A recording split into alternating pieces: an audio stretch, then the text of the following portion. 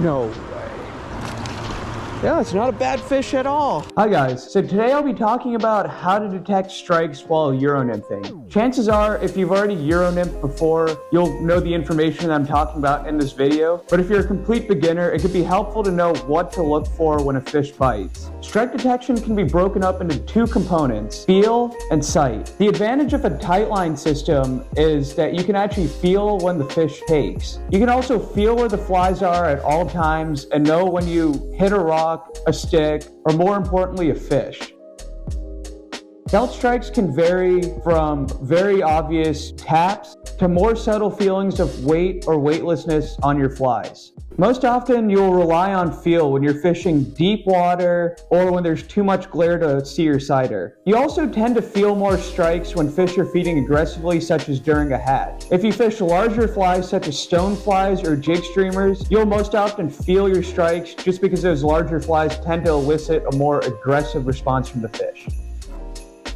And the next component to how you're going to detect your strikes is sight. Oftentimes, a scene take can range anywhere from a slight upstream twitch of the sighter to a straightening out of the sighter or a pause in the line as it's moving downstream. To maximize your advantage to see strikes, you want to fish brightly colored leaders such as the Amnesia, or have a two-tone sighter material on your leader ranging anywhere from 18 to 24 inches is what I tend to find. These materials are great because they often stand out against the duller backgrounds of most trout streams. Of course, in the fall, I tend to have a little bit more trouble seeing. You want to mix in a few more colors such as black and white or just plain white to detect more strikes. I find that I tend to see more of my strikes when fish aren't feeding aggressively and when they're just slightly mouthing the fly as it moves by. Fish don't have hands, so they have to use their mouths to inspect something out of curiosity.